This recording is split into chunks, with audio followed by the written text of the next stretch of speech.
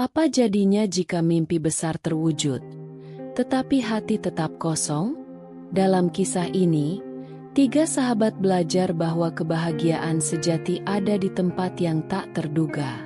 Assalamualaikum warahmatullahi wabarakatuh. Halo teman-teman, selamat datang di channel Berkisah ini.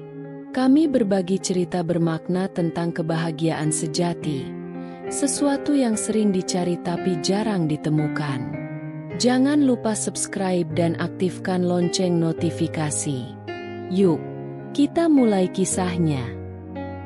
Di sebuah desa kecil yang terletak di kaki gunung, dikelilingi sawah hijau dan hutan lebat yang selalu bergoyang lembut tertiup angin, hiduplah 3 sahabat bernama Arya, Juna, dan Saka. Mereka tumbuh bersama sejak kecil. Desa kecil itu adalah tempat mereka bermain, belajar, dan akhirnya bekerja keras sebagai petani. Setiap hari, mereka bangun sebelum matahari terbit. Dengan cangkul di tangan, mereka menuju ladang, menanam padi, merawat tanaman, dan menggembalakan hewan ternak. Hidup mereka terlihat damai, penuh dengan rutinitas sederhana yang memberi penghidupan. Namun, di balik wajah yang ceria, masing-masing dari mereka merasakan kekosongan. Arya sering memandang jauh ke arah cakrawala seolah mencari sesuatu yang hilang. Juna seringkali termenung, membayangkan tempat-tempat baru yang belum pernah ia lihat. Saka, yang biasanya diam, kadang-kadang memejamkan mata, berharap akan sesuatu yang lebih dari hidupnya saat ini. Pada suatu malam, di bawah langit penuh bintang, mereka duduk bersama di sebuah bukit kecil yang menghadap ke desa. Api unggun kecil di depan mereka memberikan kehangatan dalam udara dingin. Arya, dengan suara pelan tetapi penuh ketegasan, memecah keheningan. Hidup ini seperti terus berulang tanpa arah. Kita bekerja, makan, dan tidur. Tetapi, apa sebenarnya tujuan hidup ini? Tanyanya sambil menatap nyala api yang menari-nari. Juna, yang biasanya penuh tawa, ikut termenung. Kalau aku, mungkin hidup akan lebih berarti jika aku bisa melihat dunia luar. Aku ingin memiliki perahu besar dan menjelajahi lautan luas. Aku ingin tahu apa yang ada di luar desa ini, ujarnya sambil menatap sungai di kejauhan, seolah-olah ia bisa melihat mimpi-mimpinya mengalir bersamanya. Arya mengangguk, matanya bersinar dengan antusiasme. Aku hanya ingin memiliki istana megah. Dengan itu, aku tidak perlu lagi khawatir tentang hidup. Aku bisa menikmati semua yang dunia tawarkan, katanya dengan penuh semangat. Saka, yang biasanya lebih pendiam, tersenyum kecil dan berbicara dengan suara lembut. Aku tidak memikirkan hal sehebat itu. Aku hanya ingin sebuah keluarga yang penuh cinta. Aku ingin seseorang yang menungguku di rumah, yang membuatku merasa bahwa aku memiliki tempat untuk kembali, katanya sambil melempar ranting kecil ke dalam api unggun. Ketiganya saling memandang dan mengangguk sepakat. Mereka berjanji suatu hari akan berusaha mengejar impian masing-masing. Keesokan harinya, saat matahari mulai condong ke barat dan bayangan panjang menyelimuti jalan desa, ketiga sahabat itu sedang berjalan pulang dari ladang.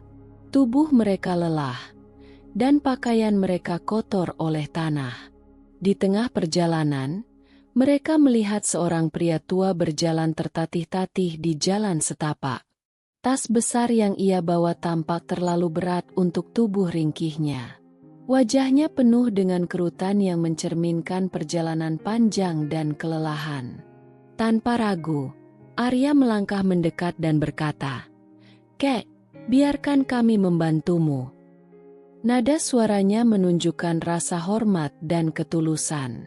Pria tua itu berhenti sejenak, menatap mereka dengan mata yang penuh rasa syukur, dan tersenyum lembut. "Terima kasih, anak-anakku. Rumahku tidak jauh dari sini, Tetapi tas ini terlalu berat untukku, katanya dengan suara pelan namun jelas. Ketiganya saling berpandangan, dan tanpa banyak bicara, mereka mengambil tas itu secara bergantian. Perjalanan yang awalnya tampak mudah ternyata cukup melelahkan. Tas itu sangat berat, lebih berat dari yang mereka perkirakan. Namun, mereka tidak mengeluh. Sepanjang perjalanan, mereka berbicara dengan pria tua itu, mendengarkan kisah-kisahnya tentang masa mudanya dan perjuangannya melawan kerasnya hidup. Ceritanya penuh dengan kebijaksanaan dan kehangatan yang membuat mereka merasa seperti berbicara dengan seorang kakek yang bijaksana. Saat mereka tiba di rumah pria tua itu, mereka melihat sebuah rumah kecil yang sederhana namun rapi. Pria tua itu mengajak mereka masuk dan menyuguhkan minuman segar. "Kebaikan kalian tidak akan aku lupakan," katanya sambil duduk dengan tenang di kursi kayu tua. "Sebagai balasannya, aku ingin memberikan hadiah kepada kalian. Katakanlah, apa yang paling kalian inginkan dalam hidup?" Ketiga sahabat itu saling berpandangan, dan satu persatu mulai berbicara. Arya menyampaikan keinginannya untuk memiliki istana megah. Juna berbicara tentang mimpinya memiliki perahu besar untuk menjelajahi dunia. Saka, dengan senyumnya yang lembut, mengungkapkan keinginannya untuk memiliki keluarga yang penuh cinta. Pria tua itu mendengarkan dengan seksama, kemudian mengangguk perlahan. "Pulanglah, anak-anakku. Esok pagi, keinginan kalian akan menjadi kenyataan." Pagi berikutnya, ketiga sahabat itu bangun dengan rasa penasaran. Apa yang dikatakan pria tua itu terasa seperti mimpi. Namun, mereka segera dikejutkan oleh apa yang mereka temukan. Arya melihat istana megah berdiri di dekat rumahnya. Pilar-pilar tinggi menjulang, taman yang luas dengan bunga-bunga yang bermekaran, dan pelayan yang berbaris di depan pintu menyambutnya dengan hormat. Arya merasa seolah-olah dia adalah raja di dunianya sendiri. "Akhirnya, ini adalah kehidupan yang aku impikan," serunya dengan penuh kegembiraan. Di tepi sungai, Juna mendapati sebuah perahu besar yang berkilauan di bawah sinar matahari pagi. Perahu itu dilengkapi dengan layar megah dan perlengkapan terbaik. Ia tidak sabar untuk memulai petualangannya. Dengan penuh semangat, ia berkata, "Aku akan menjelajahi dunia. Ini saatnya aku menjalani kehidupan yang aku impikan." Saka pulang ke rumahnya dan mendapati seorang wanita cantik menunggunya di depan pintu. Wanita itu tersenyum hangat, menyapanya dengan lembut, dan memperkenalkan diri sebagai istrinya. Mata Saka berbinar dengan kebahagiaan. "Aku akhirnya memiliki keluarga yang aku impikan," gumamnya penuh haru. Namun, waktu berlalu, dan kebahagiaan yang mereka rasakan mulai berubah. Arya yang awalnya sangat menikmati kemewahan istananya mulai merasa kesepian. Meski dikelilingi oleh pelayan yang siap melayaninya kapan saja, istana itu terasa kosong. Tidak ada tawa atau suara akrab yang membuatnya merasa benar-benar hidup. "Apa gunanya semua ini jika aku harus menjalani hari-hari dalam kesendirian?" pikirnya. Juna yang dulu begitu bersemangat menjelajahi dunia mulai merasakan kejenuhan. Lautan luas yang awalnya memukau kini terasa sunyi dan menakutkan. Perjalanan panjang di atas kapal membuatnya merindukan tanah, pohon-pohon hijau, dan suara riuh desa kecilnya. "Apakah ini benar-benar kebebasan yang aku cari?" gumamnya di suatu malam, sambil memandang bulan yang terpantul di permukaan laut. Saka, meskipun memiliki keluarga seperti yang ia impikan, mulai merasakan beban tanggung jawab yang berat. Kehidupan rumah tangga tidak semanis yang ia bayangkan. Ada hari-hari di mana ia merasa kewalahan dengan tuntutan hidup baru yang terus datang tanpa henti. "Aku mencintai mereka, Tetapi mengapa aku merasa tidak bahagia? Tanyanya dalam hati. Mereka bertiga akhirnya sepakat untuk kembali menemui pria tua yang pernah membantu mewujudkan mimpi mereka. Dalam perjalanan menuju hutan tempat pria tua itu tinggal, hati mereka dipenuhi kegelisahan dan pertanyaan. Mengapa kebahagiaan itu terasa begitu sulit ditemukan meskipun keinginan kita telah terwujud? Pikir Arya sambil memandang langit. Setelah berjalan cukup jauh, mereka akhirnya tiba di rumah kecil pria tua itu. Rumah itu tetap sederhana, namun menyiratkan kehangatan yang sulit dijelaskan. Pria tua tersebut sedang duduk di depan rumahnya, menganyam tikar dari daun pandan. Melihat kedatangan mereka, pria tua itu tersenyum lembut. "Selamat datang kembali, anak-anakku. Apa yang membuat kalian kembali ke sini?" tanyanya. Arya, Juna, dan Saka saling berpandangan sebelum Arya berbicara. "Kek, kami tidak menemukan kebahagiaan seperti yang kami bayangkan.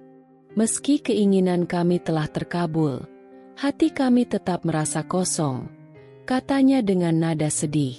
Pria tua itu meletakkan anyamannya dan mengangguk pelan. "Kalian akhirnya belajar sesuatu yang penting. Kebahagiaan sejati tidak terletak pada apa yang kalian miliki, melainkan pada bagaimana kalian menghargai, mensyukuri, dan berbagi dengan orang lain. Jika kalian hanya mengejar keinginan tanpa memahami nilai dari kehidupan itu sendiri, kebahagiaan akan selalu terasa jauh." Ketiga sahabat itu terdiam, merenungkan kata-kata pria tua tersebut.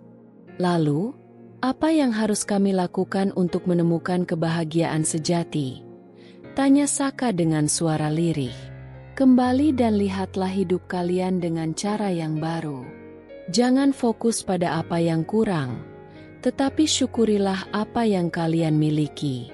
Temukan kebahagiaan dalam hal-hal kecil, dan bagikan kebahagiaan itu dengan orang lain," jawab pria tua itu dengan senyuman hangat. Setelah pertemuan itu, Arya, Juna, dan Saka kembali ke desa mereka dengan hati yang lebih ringan dan tujuan hidup yang baru. Arya memutuskan untuk mengubah istananya menjadi rumah perlindungan bagi anak-anak yatim dan keluarga miskin. Ia tidak hanya berbagi kekayaannya tetapi juga waktunya, mengajari anak-anak membaca dan menulis, serta memberikan motivasi kepada mereka untuk bermimpi besar. Dalam tawa dan senyuman anak-anak itu, Arya menemukan kebahagiaan yang lebih besar daripada yang pernah ia bayangkan. Juna, yang dahulu merasa hilang arah di tengah lautan, kini menggunakan perahunya untuk membawa perubahan. Ia membantu para nelayan desa meningkatkan hasil tangkapan mereka dengan berbagi pengalaman dan teknologi sederhana yang ia pelajari selama berlayar. Ia juga membawa hasil tangkapan mereka ke pasar-pasar yang lebih besar, membantu meningkatkan perekonomian desa. Melihat keberhasilan dan kebahagiaan para nelayan, Juna merasakan kepuasan yang tak tergantikan. Saka, di sisi lain, mulai lebih menghargai setiap momen kecil bersama keluarganya. Ia meluangkan waktu untuk bermain dengan anak-anaknya, memasak bersama istrinya, dan mendengarkan cerita mereka setiap malam. Ia juga aktif di komunitas desa, membantu tetangga yang membutuhkan dan ikut dalam kegiatan sosial. Melalui kebersamaan itu, Saka menyadari bahwa kebahagiaan sejati adalah cinta yang tulus dan hubungan yang mendalam dengan orang-orang di sekitarnya. Ketiganya menyadari bahwa hidup bukan hanya tentang mengejar mimpi pribadi, tetapi juga tentang memberi makna pada hidup orang lain. Dari perjalanan ini, mereka belajar bahwa kebahagiaan sejati muncul dari rasa syukur, berbagi, dan menciptakan dampak positif di dunia. Mereka akhirnya menyadari bahwa kebahagiaan sejati bukanlah tentang memiliki segalanya, tetapi tentang bagaimana menciptakan makna dari setiap hal yang mereka miliki, mensyukuri anugerah kecil yang sering terlupakan, dan menemukan kepuasan dalam berbagi dengan orang lain. Kebahagiaan itu seperti lilin yang menyala lebih terang ketika diteruskan ke lilin-lilin lainnya, menyebarkan cahaya tanpa kehilangan sinarnya sendiri. Teman-teman, kebahagiaan sejati bukan hanya tentang apa yang kita miliki, tetapi bagaimana kita memberi makna pada hidup kita melalui rasa syukur dan berbagi. Ketika kita belajar menghargai setiap momen kecil, kita akan menemukan bahwa kebahagiaan sejati ada dalam cinta, kebersamaan, dan kontribusi kita untuk membuat hidup orang lain lebih baik. Bagikan kebahagiaan itu, karena semakin kita memberi, semakin dalam kebahagiaan yang akan kita rasakan. Jika kalian merasa cerita ini menginspirasi, jangan lupa untuk like, share, dan subscribe. Sampai jumpa di kisah berikutnya yang penuh pelajaran hidup.